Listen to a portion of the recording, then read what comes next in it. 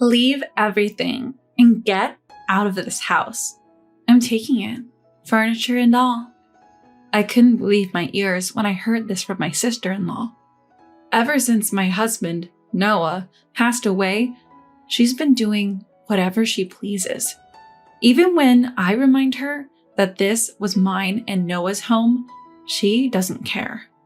I felt that even if I resisted, nothing would change. So, I decided to leave everything behind, just as she wanted.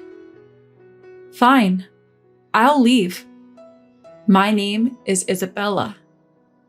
Noah was a young CEO who took over his father's company. It's a major corporation that everyone knows, with a vast number of employees. I became his secretary right when he became CEO, and we got to know each other closely. During tough times, we supported each other, and as days went by, we fell in love and started dating. Everyone at the company knew about our relationship, and since we were both successful, we were admired. 2 years later, we got married. When he proposed, it was the happiest moment of my life, and our relationship remained strong after marriage. Later, I quit my job as a secretary to support Noah full-time at home. We've been married for almost 10 years now.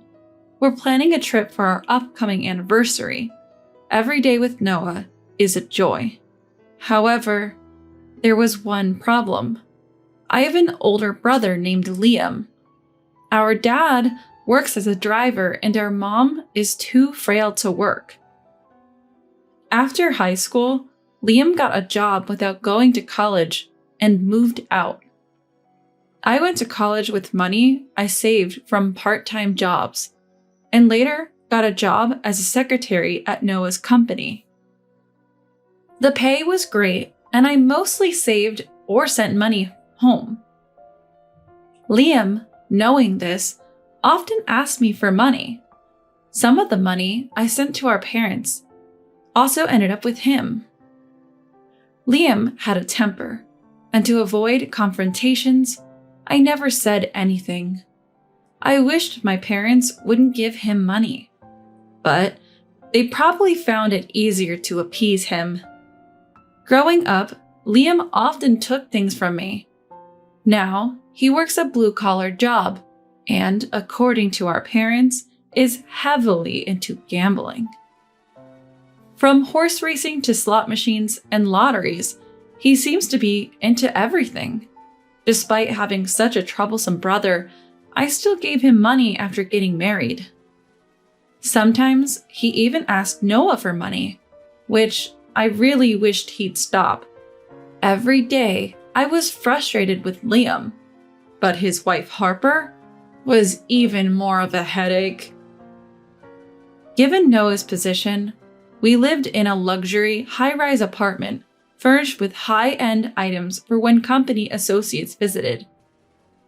We bought the apartment thinking of our future children.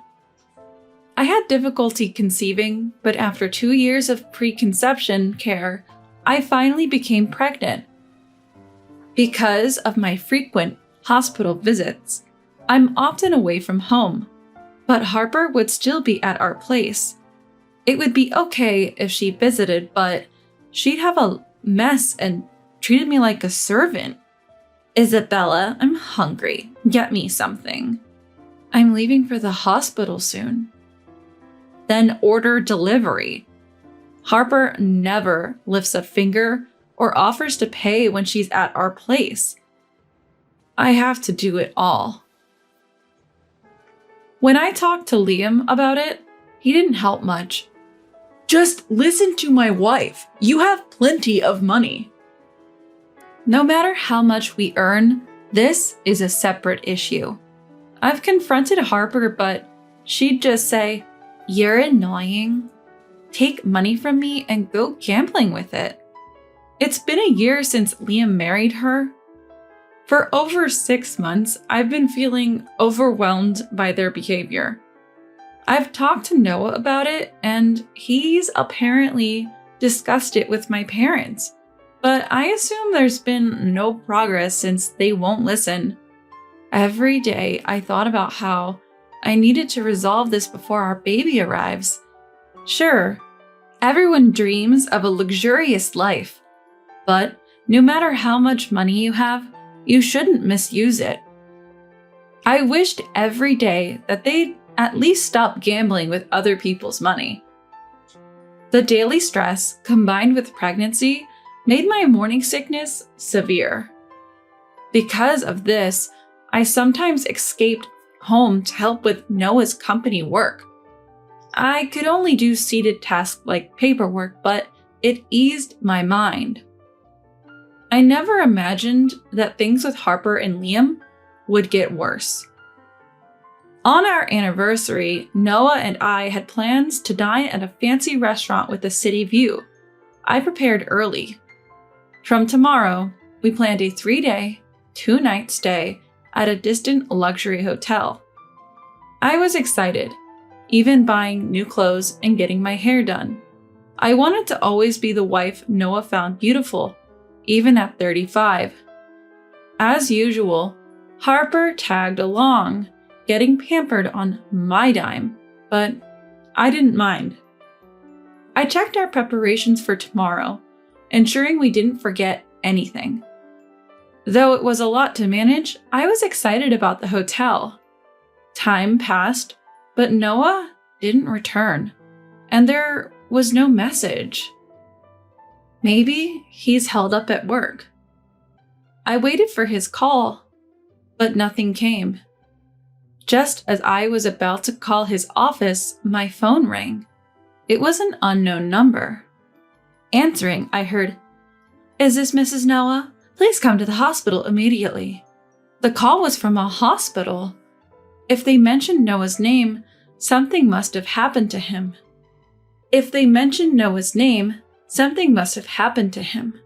I quickly grabbed essentials, hailed a taxi, and rushed to the hospital.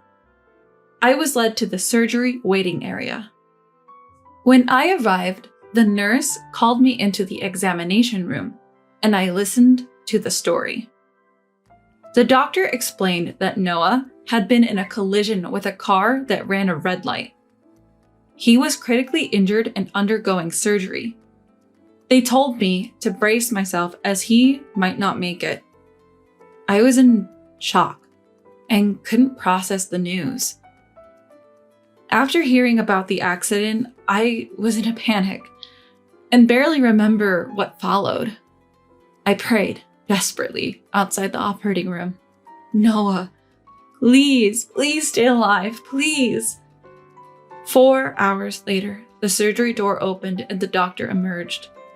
"We did our best. I'm so sorry." Noah didn't make it. I cried uncontrollably, my sobs echoing in the dim hospital corridor. Memories with Noah flooded my mind, and though a nurse tried to comfort me, I barely noticed. Soon after, my mother-in-law arrived, crying in my father-in-law's arms. Then, a male doctor approached with a bouquet. "Are you his wife? Mr. Noah wanted you to have these when he was brought in." Apparently, Noah was conscious when the ambulance arrived and asked them to bring the flowers from his car. He insisted they be given to his wife before losing consciousness. The bouquet, slightly damaged from the crash, was still a beautiful bunch of roses. Tucked within was a note. "Isabella, thank you for being by my side for 10 years. I'm always grateful. Please take care from now on." Reading the letter, I hugged it close and I cried even more. That night, my mother-in-law stayed by my side, but my heart was still shattered. The first night without Noah was unbearable, and I couldn't sleep a wink. The next morning, I felt no better, but my mother-in-law reminded me of my pregnancy. So I tried to rest a bit. When I woke up, I felt a kick from the baby inside me, bringing me back to reality. This child is mine and Noah's, and it's about to be born. It's as if the baby kicked to tell me to pull myself together. So I whispered a promise to Noah that I'd protect our child and live strongly. I washed my face with cold water and tried to fix my tear-streaked face. A few days later, after discussions with the family, we held Noah's funeral. Many attended, including family, colleagues, and business partners. But amidst the mourners, one person stood out. Why should I wear mourning attire? It's so outdated. Harper was dressed in a flashy party dress, completely out of place. Many looked at her with disdain, but she seemed unfazed. She even started flirting with some of the business executives.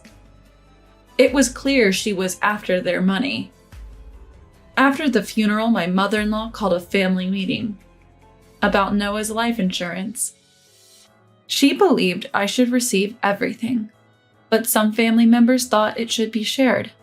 Harper and Liam joined the discussion. Shouldn't the insurance money go to Liam, the eldest sibling? Harper's argument seemed driven by her own desire to get a share. She even said, Isabella probably has enough savings. She doesn't need it.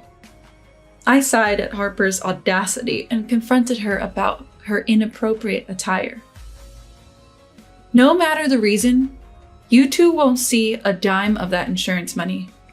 And your attire? Hardly fitting for a funeral. As I spoke up, the surrounding family members shot icy glares at Harper. Feeling the tension, Liam and Harper quickly left the scene. For Harper, this was the first time meeting many of the relatives. But her first impression? Absolutely terrible. What's the big deal? Harper, clearly irritated, stormed out with a flushed face. Seeing her like that, I felt a bit of satisfaction. Always being taken advantage of, today felt like a small win. I hoped she'd realize she can't always have her way. But that hope was short-lived. The matter of Noah's insurance would be discussed later, and days went by. After the confrontation at the funeral, Harper disappeared. She was probably gambling away, angry at me. A week passed without seeing Harper, and it felt like a peaceful break. One day, I had to visit my mother-in-law's house. After finishing my errands, I decided to shop before heading home, but as I approached my house, I noticed the lights were on. Thinking it might be a burglar, my palms got sweaty. I tried to stay calm, turned on my phone's recorder, and attempted to unlock the door, but the key wouldn't fit. After multiple attempts, I rang the doorbell. Harper's voice responded. "What are you doing? Open up!" She opened the door. Glaring at me in her casual clothes, she had changed the locks while I was at my mother-in-law's house. It seems that she waited for me to leave and changed it during that time. Then she said something shocking. "I'm taking this house with everything in it. Leave everything and go." I couldn't believe my ears. However, the words that come back are exactly the same as what I heard. "This is Noah's and my house. You should leave. You don't have a husband anymore. The house is too big for you. I'm doing you a favor." I remembered I was recording the conversation. If I continue to resist, I will be weaker and lose. I decided to back down for now and use the recording later. "Fine," I said, and left. I called my mother-in-law, who kindly took me in. I told her everything and played the recording. "This is just like theft," she said, "and I could possibly get compensation for the emotional distress." She advised contacting the police and a lawyer. The next day, I did just that. The lawyer confirmed it was a case of theft and that I could get compensation. I updated my mother-in-law on everything. My parents knew about the situation, but seemed to have given up on Liam. The audacity of trying to take a home from a pregnant woman is beyond belief. I wrapped my arms around my mother-in-law who was embracing me, holding her tightly. After a moment, she pulled away, looking deeply into my eyes. "Speaking of the insurance money, I really wanted you to have it, Isabella. Noah wanted that too." With that, she handed me an envelope. Inside was a letter.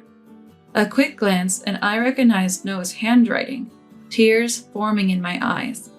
The letter was his will, written in case anything ever happened to him. Given his position as a CEO, he probably wrote it knowing the unpredictability of life. The message was clear. All the insurance money and his savings should go to me and our unborn child. Regarding the company, he mentioned that I might need to work if he wasn't around. He hoped I'd take over the business and become the CEO. But with a child on the way, he also suggested I could take a break and trust the company to a reliable employee. I wasn't immediately sure about taking over the company, but having observed Noah's work closely, I felt it was possible. Reading the letter, I felt Noah's presence more than ever and cried for a while. Once I composed myself, I told mother-in-law I agreed about the insurance money, but needed time to think about the company. She offered to let me stay with her for a while, and I gratefully accepted, heading to bed and falling asleep quickly. The next day, following mother-in-law's advice, I contacted a lawyer, visited a law firm, and then the police station. I had done some online research, and as expected, it was treated as theft. The lawyer assured me he would claim compensation. I finished all the procedures that day and shared everything with mother-in-law. She had already informed other family members about the recent events. I also spoke to my parents, but they seemed resigned, saying they didn't want anything to do with Liam anymore. I didn't want to see such parents anymore, so I just waited for the police to contact me.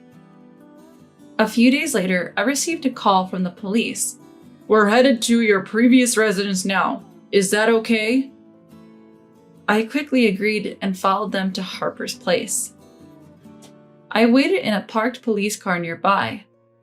The police rang the doorbell and knocked. Upon seeing the police, Harper's face turned pale. "Sorry, ma'am, we're with the police. You're under arrest for theft." But wait, Harper, usually defiant, was speechless and visibly shaken. Liam was also arrested as an accomplice. I had never seen him so terrified.